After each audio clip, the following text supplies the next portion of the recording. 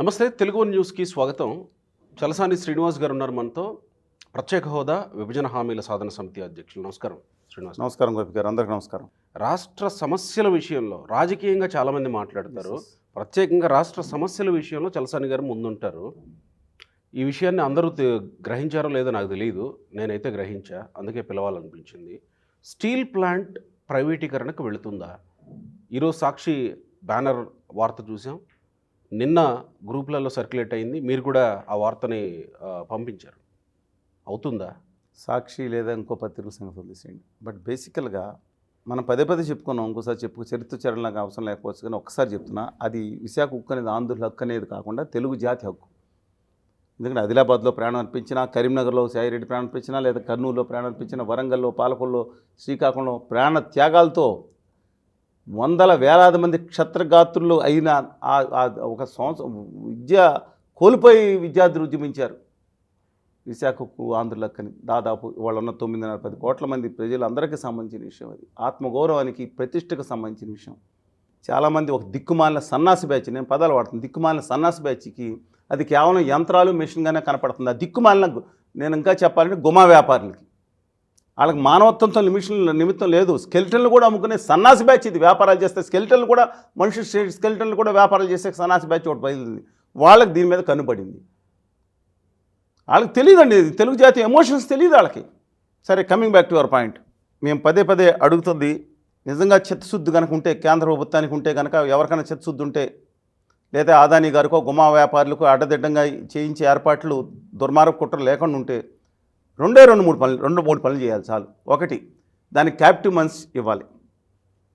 ఏదైతే కుక్కవేంది వచ్చేది ఉన్నా, లేదంటే ఐరన్ స్టీల్ క్యాప్టివ్ మైన్స్ ఇమ్మీడియట్గా. ఎందుకంటే కళ్యాణ్ బాబు గారికి నిమిషాల మీద పని, చంద్రబాబు నాయుడు గారి మీద ఆధారపడేందుకు వారికి కూడా ఈజీ అవుతుంది. ఎప్పుడు ఆయన టచ్లో ఉంటారు కదా వీళ్ళందరూ. అదానీ గారు నా టచ్లో ఉన్నారు, బహిరంగ సమావేశాలు చెప్తారు. ఎంత మ్యాటర్ అండి, ఇవాళ చెప్తే రేపు పొద్దున ఆర్డర్ ఇస్తారు. ఈ పెద్ద దీంట్లో ప్రాణాలు అర్పించారు. వీళ్ళేం చేయక్కర్లేదు, ఏసీలోను ప్రెషర్ ఫ్లైట్లోనూ తిరగవచ్చు. వీళ్ళేం ప్రాణాలు అర్పించక్కర్లేదు. లాంగ్ మార్చ్ 80,000 కిలోమీటర్లో లేకపోతే వాళ్ళు చేసినట్టు చేయక్కర్లా. చిన్న పర్సనల్గా వెళ్ళి దగ్గర కూర్చుని, ఒకరోజు సాయంత్రం కూర్చుని, ఇలాగ కేటాయింపు చేశాను నేను, ఈ 2 మైన్స్ కోల్ అండ్ ప్లస్ ఈ మైన్స్ కూడా కేటాయింపు చేశాము. ఒకటి. రెండో విషయం, ఏదైతే 14% వడ్డీలు వాళ్ళకేసి 8% అదానీ గారి కంపెనీలకు వేస్తున్నారో సవరించి, ఏదైతే నష్టాలు ఉన్నాయని చెబుతున్నారో, వడ్డీల మీద వడ్డీలు నష్టాలండి ఎక్కువ, దాన్ని ఈక్విటీ క్యాపిటల్ కింద మార్చి 15,000 కోట్లు దాన్ని, అంటే ఇప్పుడు ఉన్న ఏదైతే ఉందో 7.3 మిలియన్స్ నుంచి 20 మిలియన్స్కి ఎక్స్పాన్షన్ చేయాలి. పెద్ద కాస్ట్ కూడా కాదండి అది, 7,000-6,000 కోట్లు. ఇంకొక 5,000 కోట్లు క్యాపిటల్ పెట్టి ఆ ఈక్విటీ క్యాపిటల్ని రాష్ట్ర ప్రభుత్వానికి బదలాయించండి. రాష్ట్ర ప్రభుత్వం రాజకీయాలకు సంబంధం లేకుండా ఒక న్యాయమూర్తులతో అందరితో కలిపి ఆ ఫ్యాక్టరీని నడిపిస్తానండి. సార్, ఇది ఖచ్చితంగా కాదు, ఇది ఖచ్చితంగా ప్లాంట్ నడుస్తుంది. కానీ నడవకుండా చేయటానికి చేసే నిన్న దుర్మార్గమైన కుట్ర ప్రతి ఒక్కరు ఆలోచించుకోండి. వీరభజంత్రులు, భాజపయంత్రులు వెళ్ళి ఇళ్ళకి రాజకీయ నాయకులు ఇళ్ళ దగ్గర కొట్టుకోండి. 11,340 కోట్లు అన్నారు, మళ్ళీ 100 కోట్లు అన్నారు. ఇవాళ దాంట్లో ఆల్రెడీ ఇంతకుముందు ఇచ్చేసాం కదా, ఆ నిధులు మినహాయించేసామన్నారు. దాంట్లో ఈక్విటీ క్యాపిటల్ కింద 1040 కోట్లు అన్నారు. ఏం చేస్తున్నారు తెలుసా అండి, ఈ డబ్బులు ఎక్కువ మేము ఈ విషయంలో ఎక్స్పాన్షన్కి ఉపయోగించాం. మరి దేనికండి? ఉద్యోగుల జీతాలు ఇవ్వమండి, మరి దేనికండి? మీరు దీన్ని అమ్మేటప్పుడు బలిచ్చే ముందల మేకకండి, బలిచ్చే ముందల అలంకారం నగిలేసి నగలతో పాటు బలిచ్చేస్తారంట. బ్యాంకులు వడ్డీలు, అప్పులు, పాత బాకీలు తీర్చడానికిను, లేదా మిగతా వాటికిను, గుమా వ్యాపారులు సప్లై చేసిన పాత మెటీరియల్ పాపం వాళ్ళకి అందరూ ఇబ్బంది పడుతున్నారండి. సప్లై చేసిన వాళ్ళు పాపం అదానీ గారి బంధువులు, ఇంకెవరి బంధువులు నాకు తెలియదు, ఎవరో తెలియదు నాకు. వాళ్ళకి ఇవ్వటానికి ఉజ్జాయింపుగా వీటికి ఇచ్చి విశాఖపట్నం గురించి ఆల్రెడీ ఇంతకుముందు ఖర్చు పెట్టేసిన దానికిను వాళ్ళు మాట్లాడితే వీళ్ళు సప్పట్లేంటో, బాధ్యపంతులేంటో, దేశం అంతా భూబంధాలు దద్దలిద్దట్టు పుల్లారెడ్డి సీట్లు పంచి పెట్టుకుంటేంటో, పొర్లు దండాలేంటో, అక్కడ మోడీ గారికి మాకు అర్థమే, అదానీ గారికి కాళ్ళకి నమస్కారాలు పెడతామేంటో నాకు అసలు అర్థం అవ్వట్లేదండి. ఇది ఒక మాట సార్, ఇక్కడ మీ గుండెకి గాయం కలగట్లేదా? కేంద్ర మంత్రి కుమారస్వామి 2-3 నెలల కిందటే కదా వచ్చి ప్లాంట్, మీకు 3 రోజుల క్రితమే కదా పార్లమెంట్ కాదు, రైట్ టు ఇన్ఫర్మేషన్ యాక్ట్ వేసినప్పుడు దీపం పథకం కింద మేము 100% ఇన్వెస్ట్మెంట్ ఏదైతే ఉందో దానికి కట్టుబడి ఉన్నామని రిప్లై ఇచ్చింది. కుమారస్వామి గారిని ఒక తెలుగు వాళ్ళకి అనుకూలంగా ఉండే, లేదా దక్షిణాదికి అనుకూలంగా ఉండే బిడ్డగా నేను గౌరవిస్తాను. అప్పుడు అంత కోల్ అండ్ ఇతర మైండ్ ఎవరండి? మైన్స్ మినిస్టర్ ఎవరు చెప్పండి? కిషన్ రెడ్డి గారు. తర్వాత అక్కడ స్టీల్ అండ్ మైన్స్ సహాయ మంత్రి ఎవరు? ఉత్తర భారతీయ జనతా పార్టీకి అనుకూలంగా గుజరాతీ మాట్లాడే గవర్నీలు శ్రీనివాస్ వర్మ గారు మా ఎంపీనే. నా ఓటున్నా నేను ఓటేసిన అంటే ఆర్గేసాను కాదు చెప్తున్నాను నేను. అదేలే. ఓటేసిన మా కాన్స్టిట్యున్సీకి సంబంధించిన ఎంపీ గారు తెలిసిన ఆయనే. ఏం చేయమంటారండి అసలు నాకు అర్థంగా. ప్రజలు ఎందుకు డైవర్షన్ పాలిటిక్స్? ఇది రాగానే దువ్వాడ శ్రీనివాస్ గారు వస్తారు, లేదా ఇంకోళ్ళు వస్తారు. ఓదారు పేతారని జగన్మోహన్ గారు వస్తారు. దువ్వాడ శ్రీనివాస్ గారు ట్రయాంగిల్ లవ్ స్టోరీ. బాధకలగట్లేదా? ఇప్పుడు అదే వైసీపీ అంటుంది మేము పోరాడుతున్నాం, ఏంటండి పోరాడి? వీళ్ళు అబద్ధాలు చెప్తున్నారని వైసీపీ. ఏదండి ఇప్పుడు వీళ్ళు అంటున్నారు వాళ్ళేంది పోరాడింది తోట కట్ట అంటున్నారు, వీళ్ళు పోరాడింది అంటే గోలీ సోడా అని వీళ్ళు అంటున్నారు. ఇదేనా జీవితం? సరే, దీంట్లో మధ్యలో మీడియా మీరంటే me not saying about Telugu నేను జనరల్ మీడియా అలా కాన్సన్ట్రేషన్ అందరూ కలిసి కూర్చుని మాకు ఇది కావాలని 36 మంది ఎంపీలు, ఇది కూడా మిగతా 2-3 వస్తారండి, మిగతా కూర్చుండి ఎంతసేపు అదంతా ఎందుకండి? కళ్యాణ్ బాబు గారికి ఉన్న అత్యంత పరిచయాలతో చంద్రబాబు నాయుడు గారి మీద డిపెండ్ అయిన దాంట్లో వీళ్ళు ఎందుకు చేయలేదు? ఇంతకుముందు జగన్మోహన్ రెడ్డి గారు అత్యంత విధేయ రామలాగా పనిచేశారు, వాళ్ళు ఎందుకు చేయలేకపోయారు? ఎందుకు చేయలేకపోతున్నారు? వస్తారు స్టేజ్ల మీద, వీళ్ళు వెళ్ళిపోయిన తర్వాత వాళ్ళు ఒకటో కృష్ణుడు వస్తాడు, టింగ్ టింగ్ మీకు తెలుసు కదా, పాత నాటకాలు వేసేవారు. రెండో కృష్ణుడు వస్తాడు, ముగ్గురు ఒకసారి రారు. ఒకటో కృష్ణుడు పని అయిపోయిందా రెండో కృష్ణుడు వస్తాడు, మూడో కృష్ణుడు వస్తారు. కావాలంటే పాత నాటకాలు చూడండి. అలాగా ఈ ముగ్గురు ఒకదానికి వస్తే రారనమాట. ఏం చేయమంటారు చెప్పండి? అక్కడ బాధపడతా ఉంటే కార్మికులందరూ అసలు మేమందరూ అక్కడ ధర్నా చేస్తుంటే వెళ్ళి ఎక్కడో 20 కిలోమీటర్ దూరంలో మోడీ గారి మీటింగ్ జరుగుతుంటే జగన్మోహన్ రెడ్డి గారి ప్రభుత్వం 24 గంటల ముందు అరెస్ట్ చేయాలి. మేము బయటకు రాము మొర్రో అంటే అసలు వెళ్ళే సమస్య లేదు అక్కడికి. 24 గంటలు అరెస్ట్ చూపించకుండా ఇబ్బంది పెట్టలేదు. మా దాంట్లో 70 సంవత్సరాలు స్టాలిన్ గారు కూడా ఎంత బాధపడుతున్నారు చూడలేదు విశాఖపట్నంలో స్టీల్ ప్లాంట్. నా బాధ ఏంటంటే ఒకటే చిత్తశుద్ధి లేదండి వీళ్ళందరికీ. వీళ్ళు పచ్చి స్వార్థ పనులు. వీళ్ళు ముగ్గురు కలిసి ఆదాని గారు అండకో బ్యాచ్కి విధేయ రామలు. కూటమి ప్రభుత్వం కూడా అధికారంలోకి రాకముందు, అధికారంలోకి వచ్చిన తర్వాత స్థానిక వైజాగ్ ఎంపీ భరత్ గారు వీళ్ళంతా కూడా మనం కాపాడుకున్నాం అని కదా చెప్పారు. నేను ఇప్పుడు చంద్రబాబు నాయుడు మనం కాపాడుకున్నాం అని కదా చంద్రబాబు నాయుడు గారికి ఖచ్చితంగా కాపాడుకోవాలనే ఉంటుంది, జగన్మోహన్ రెడ్డి గారికి కూడా ఉంటుంది. వాళ్ళు ఏ రోజు వ్యతిరేకంగా మాట్లాడలేదు. కళ్యాణ్ బాబు గారు మాత్రం కేంద్ర ప్రభుత్వం అన్నీ ఆలోచించి నిర్ణయం తీసి ఇక్కడే డబుల్ ఆయన అటుంటారు ఇటుంటారు. ఫస్ట్ ఆయన రెస్పాన్స్ ఏంటంటే ప్రభుత్వం డిజిన్వెస్ట్మెంట్ అన్నీ ఆలోచించే నిర్ణయం తీసుకుంటుంది కదా అన్నారు. తర్వాత మళ్ళీ వెళ్ళి మాట్లాడి అక్కడ పోరాటం చేస్తే ఢిల్లీ చేయాల్సి వస్తే విశాఖపట్నం చేయకుండా మంగళగిరిలో కూర్చొని రాష్ట్ర ప్రభుత్వం మాట్లాడారు. I'm leaving it with good, ఆయన విజ్ఞతగా వదిలేస్తున్నాను with due respects to him. కానీ అన్న ఏంటండి వీళ్ళు మాట్లాడేది? రాజకీయాలు కదా మిగతా వాళ్ళందరూ. అసలు మేమేం అడుగుతున్నాం, అక్కడ కార్మికులు ఏం అడుగుతున్నారు? సింపుల్ సొల్యూషన్ అండి. మీరు ఉద్దీపన ప్రకటనలు వేసేసి మళ్ళీ గుమ్మ వ్యాపారులు లాభం చేయించేంత అక్కర్లేదండి. మైన్ కేటాయింపు చేయించండి, క్యాప్టివ్ మైన్స్. ఒక్కొక్కసారి టన్నుకి 3,500 నుంచి 8,000, 9,000 వరకు తేడా పడుతుంది. అసలు ఇంపోర్టెడ్ కోకింగ్ కోక్ వచ్చినా ఏదొచ్చినా దానికి కూడా మనం కనుక ముందస్తు చేసుకుంటే బాగుంటుంది. ఇవాళ గంగవరం పోర్టుని తీసుకెళ్ళి ఇచ్చేసి వాళ్ళు కూడా వీళ్ళు బ్లాక్మెయిల్ చేసేస్తున్నారు ఆదాని గారు. అసలు పోర్ట్ ఎవరిది? రాష్ట్ర ప్రభుత్వానికి సంబంధించాల్సిన పోర్ట్ అది విత్ ఇన్ 2 టైంలో ఆ వాటా కూడా దొబ్బేశారు, అడ్డంగా దొబ్బేశారు. 600 పావలా బేడకి ప్రభుత్వ వాటా 630 కోట్ల సబ్జెక్టు కస్టమర్ 30 అంటే 42 తప్పు చెప్పాడు అంటారు. అంటే మీరు దీనికి సంబంధించి క్యాప్టివ్ మైన్స్ గురించి మాట్లాడుతున్నారు కానీ క్యాప్టివ్ మైన్స్తో పాటు ఆల్రెడీ తీసుకున్న డెసిషన్ గురించి ఇంత నీచమైన చెప్తున్నా కదా, ఇంత నీచ నికృష్ట అధమాధమైన ప్రభుత్వం కేంద్ర ప్రభుత్వం తీసుకున్న నిర్ణయం మీద ఇవాళ మళ్ళీ చెప్తున్నాను. ఒకప్పుడు కేంద్ర ప్రభుత్వం పైనుంచి నాటకం ఆడుతుంది, కింద నుంచి ఇది కేవలం ఒక నరమాంసం రుచి మరిగిన పులి ఏదైతే ఉందో 4 అడుగులు వెనకేస్తే మన మీద మన తగ్గిందంటే దూకటానికండి. ఇవన్నీ సర్వాంగ సుందరంగా రూంపు చేసి ఇవ్వటానికనే దుర్మార్గమైన ప్రక్రియ నడుస్తూ ఉంది. ఇవాళ కాకపోయినా రేపన్నా, లేదని చెచ్చుతుంటే చేయమంటున్నాం. మేకను బలిచ్చేమన్నా సింగారం ఎందుకంటే చేయటం. ఇప్పుడు ఈ ప్రభుత్వం ఏ సమాధానం చెప్తుంది కూటమి ప్రభుత్వం రాష్ట్రంలో ఉండే ప్రజలకి? నేను అంటున్నా చంద్రబాబు నాయుడు గారు కానీ లేదా మిగతా వాళ్ళు కానీ మీరన్న మీద నేను అన్నట్టు అక్కడున్న గంటా శ్రీనివాసరావు గారికో లేకపోతే పల్లా శ్రీనివాసరావు గారు వాళ్ళందరికీ చిత్తశుద్ధి లేదని నేను అన్నండి. కానీ అవతల ఉన్న ఉత్తర భారతీయ జనతా పార్టీ చేతుల్లో బానిసల కింద వాళ్ళు చేసి ఆడించట్లేదా రాష్ట్రాన్ని? అంటే ఏం చేయలేకపోతున్నారు వీళ్ళు? నరకయాత నేను చెప్తున్నానండి, చెప్పుకోపోవచ్చు. బాబు గారు ఆత్మకథ రాసుకున్నప్పుడు ఏదో రోజు అమరావతి మీద 15,000 కోట్ల రూపాయలు అవుట్ ఆఫ్ సబ్జెక్ట్ అయినా నేను మాట్లాడుతున్న 15,000 కోట్ల రూపాయలు ఈ సంవత్సరం సాయం ఇస్తున్నాం, ఇలాగే 4 సంవత్సరాలు సాధించిందంటే పొర్లు దండాలు పెట్టారు కదండి అక్కడ. ఆఖరికి గౌరవనీయురాలు పురంధేశ్వరి గారు, మిగతా బీజేపీ ఎంపీలు అందరూ వచ్చి కుండలు పెట్టుకుని దబడి బద్దకొట్టి చెప్పారు కదా, ఇది సాయమే, గ్రాంటే, అప్పు కాదని కొట్టారు కదా. చంద్రబాబు నాయుడు గారు పిల్లర్ టు పోస్ట్ తిరుగుతున్నారు. ఏమైనా అప్పుల కోసం, ఇవాళ అప్పు వచ్చింది అని. ఈ అప్పులకి నాకు అర్థం కాదు, ఒక్క రూపాయి సాయం చేయలేదండి మోడీ గారు. అప్పుడు 1700 అప్పుకి ఆ అప్పుకి సంబంధం లేదు కదా సార్. అమరావతి సిఆర్డీకి తీసుకుంటుంది. మళ్ళీ రిపీట్ చేస్తున్నాను, ఒక్క రూపాయి కేంద్ర ప్రభుత్వం కరెక్ట్ సాయం ఇచ్చిన 15,000 కోట్లతో సంబంధం లేదు కదా, రాష్ట్ర బడ్జెట్ తో సంబంధం లేదు కదా. మళ్ళీ చెప్తున్నాను, 15,000 కోట్ల రూపాయలు ఏదైతే కేంద్ర ప్రభుత్వం సాయం చేస్తుందో 2024 సంవత్సరంలో ఒక్క రూపాయి రాలేదు. వచ్చే గత 3 సంవత్సరాలు, పోనీ 5 సంవత్సరాలు అనుకుంటే 4 సంవత్సరాలు అన్నారు. వచ్చే 4 సంవత్సరాల్లో ఈ సంవత్సరం కూడా ఒక్క రూపాయి రాలేదు.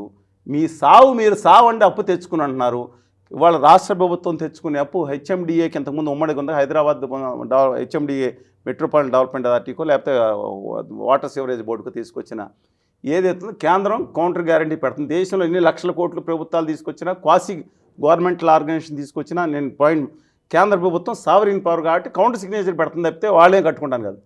ఒకవేళ రాష్ట్ర ప్రభుత్వం కట్టుకోకపోతే పొళ్ళొడు కొట్టి వీళ్ళ మీద ఛార్జీలు కూడా వేసి వసూలు చేసిన సందర్భాలు కేంద్ర ప్రభుత్వం ఉంది. వాళ్ళు రద్దు ఫ్యూచర్లో. అంటే మిగతా అప్పుల గురించి ఈ అప్పును కూడా, ఇది అప్పే, ఇది కేంద్ర ప్రభుత్వం చెల్లించే అప్పు కాదు. రాష్ట్ర ప్రభుత్వాన్ని పొళ్ళొడు కొట్టి తర్వాత వసూలు చేస్తారు. ఇది బడ్జెట్. రాష్ట్ర ప్రభుత్వం ఈ అప్పు తీసుకురావడానికి ఇంతకుముందే తీసుకొచ్చారు చంద్రబాబు నాయుడు గారు 2018లోనే అడ్డం కొట్టారు కదా వీళ్ళు. మిగతా అప్పుడు ప్రభుత్వం ప్రతిపక్షాలు అది రాష్ట్రానికి సంబంధించి బడ్జెట్లో ఉండే అప్పు కాదు. ఇంతకుముందు కూడా బడ్జెట్లో ఉండే అప్పు కాదండి, ఇది బడ్జెట్లో పెట్టరు. ఇది ఏంటంటే వాటికో కానీ కేంద్రం వరల్డ్ బ్యాంక్ ఇచ్చే అప్పులు కానీ రాష్ట్ర ప్రభుత్వ బడ్జెట్లో ఉండవండి. ఇప్పుడు కాదు, ఎప్పుడూ లేవు. హైదరాబాద్ డెవలప్మెంట్ అథారిటీ తీసుకొచ్చినప్పుడు లేవు, ఏమీ లేవు. అప్పులు తీసుకొస్తూ ఉంటారు.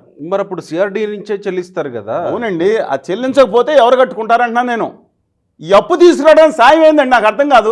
నాకేమో అర్థం కావట్లేదు. వీళ్ళు సాయం అంటారేంటి? అప్పు తెచ్చుకుంటారండి. సిఆర్డీని చూసిస్తారు. మోడీ గారు దివ్యమంగళ స్వరూపాన్ని, అదానీ గారు ఒక అభయహస్తాన్ని చూసిస్తారా? నాకు అర్థం కాదు. సిఆర్డీఏకి ఇన్హెరెంట్గా దానికి స్ట్రెంగ్త్ ఉంది. చంద్రబాబు నాయుడు గారు ఇప్పుడు కాదండి, 2018-19లో పెట్టిన ప్రణాళిక అప్పుడే 7,000 కోట్లు అప్పుడే శాంక్షన్ అయ్యేది. ఇబ్బందులు పెట్టి నానా ఇబ్బందులు పెట్టారు. ఈయన పిల్లర్ టు పోస్ట్ తిరుగుతున్నారు. నేను చెప్పే సచివండి, ఎంత బాధ. 15,000 కోట్లు 2 సంవత్సరాలు 30,000 కోట్లు ఇస్తే బండి కొంచెం సస్టైన్ అవుతుంది కదా. ఇప్పుడు ఒక మాట సరే, మీ టాపిక్ దాని మీద కేంద్ర ప్రభుత్వం దీని మీదకి వెళ్దాం. ఎగ్జాక్ట్లీ డిస్ఇన్వెస్ట్మెంట్కే వెళ్తానని అంటుంది. ఇప్పుడు ప్రభుత్వం ముందున్న తక్షణ కర్తవ్యం ఏంటి? తక్షణ కర్తవ్యం రెండో విషయం కూడా చెప్తాను. పోలవరం కూడా ఉంది, ఇది కూడా ఉంది. పార్లమెంట్లో తక్షణంగా తీర్మానం ప్రవేశపెట్టాలి. ఈ ప్రాజెక్ట్ మేము డిస్ఇన్వెస్ట్మెంట్లను తీసేసాము అని క్లారిఫికేషన్ ఇవ్వడం కాకుండా తీర్మానం చేసి మేము ఉత్తర్వులు ఆలోచించాం, క్యాపిటల్ మైన్స్ కేటాయించబోతున్నామని 36 మంది ఎంపీలు లేసి ఇలా మౌనంగా నుంచి మోడీ గారు ముందు రోజు ఉంటే తిట్టక్కర్లేదు. మోడీ గారిని ఇంతకుముందు తిట్టినట్టు మీ భార్య లేదు ఇవన్నీ వ్యక్తిగత విమర్శ తిట్టక్కర్లా. ఇవాళ నుంచుని ఇలా మోడీ గారి ముందు 36 మంది, అందులో పరిమళాన్ని వెదజల్లని అత్వానీ గారిని తీసేయండి. ఆయన గుజరాతీ పరిమళం వెదజల్లుతారు కదా. ఆయన ఎంపీ గారు ఆంధ్రప్రదేశ్ నిధులతో, ఇక్కడ ప్రజల నిధులతో సుఖంగా గుజరాతీ కోసం సేవ చేస్తారు. జగన్మోహన్ రెడ్డి ఇంటికి అంబానీ గారు వెళ్ళారు. అదానీ గారు ప్రాజెక్టులు, అంబానీ గారు ఇది, అదానీ గారు, మోడీ గారు, ట్రంప్ గారు కేసులు అన్ని వైసీపీ నుంచేగా ఆయన అవునండి అవకాశం ఇచ్చింది. వైసీపీ నుంచి. అది కాకుండా నిరంజన్ రెడ్డి గారికి, ఆర్ కృష్ణ గారికి ఇతర రాష్ట్రానికి సంబంధించి నేను అన్నపోయినా తెలుగు జాతి పెట్టాల వాళ్ళు కనీసం కొంత కమిట్మెంట్ ఉంది. కానీ 35 మంది ఎందుకు చేస్తున్నారు? ఏం చేస్తున్నారు? సరే, అది పక్కన అక్కడికి వెళ్దాం. ఇప్పుడు చేయాల్సింది ఏంటి? చేయాల్సింది తక్షణమే ఎంపీలు, ఇప్పుడు పార్లమెంట్ ఇంకా ఉంది బాబు, ఇలాగ మాకు కావాల్సింది, మాకేమి సోది కబుర్లు కాదు, మేము గట్టిగా మాట్లాడడం, మాకు కావాల్సింది క్యాపిటల్ మైన్స్ చేసి ఆ లోన్ ఈక్విటీగా మార్చి ఆ కెపాసిటీ ఇన్స్పిరేషన్ ఈక్విటీ క్యాపిటల్ రాష్ట్ర ప్రభుత్వానికి ఇచ్చి, కావాలంటే కేంద్ర ప్రభుత్వం నుంచి కూడా రికమెండేషన్ ఉండొచ్చు. ప్రొఫెషనల్, నాట్ దిక్కుమాల రాజకీయ నాయకులు డైరెక్ట్గా ఏమంటాం కాదు, ప్రొఫెషనల్ ఎల్ఎన్టీ కంపెనీ ఎలా నడుస్తుందో అలా పెట్టమనండి. అద్భుతంగా మన రాష్ట్రానికి సంవత్సరానికి 5,000 కోట్లు డివిడెండ్ ఇస్తుంది విశాఖ ఉక్కు కర్మాగారం. మరి ఇప్పుడు అది కేంద్ర ప్రభుత్వం మళ్ళీ వెనక్కి వస్తుందా? వస్తుంది. చిత్తుడు నాయకులు చిత్తుడు ఎందుకు రాదు? నైవేలి, నేను ఒకటే చెప్తున్నాను, నైవేలి లిగ్నైట్ని ప్రైవేటైజ్ చేద్దాం అనే ఆలోచన కేంద్ర ప్రభుత్వానికి వచ్చిందని ఎకనామిక్ టైమ్స్లో రాగానే తమిళనాడు బగ్గుమంది. వీళ్ళు తమిళనాడు వాళ్ళని తిట్టడం కాదు, సిగ్గుంటే చేత కాకుండా ఉంటే తమిళనాడు వాళ్ళని చూసి కొన్ని విషయాలు నేర్చుకోవాలి. మాట్లాడితే తమిళ సోదరుల మీద పడతారు, గుజరాతీ సోదరులకు కాళ్ళు పట్టుకుంటారు. ఏంటంటే నాకు అర్థం కాదు. నైవేలి లిగ్నైట్ అనే చిన్న సంస్థనే ప్రైవేటైజ్ చేసేద్దాం అంటే తమిళనాడు బగ్గుమంది. తోక ముడిచారు వాళ్ళు.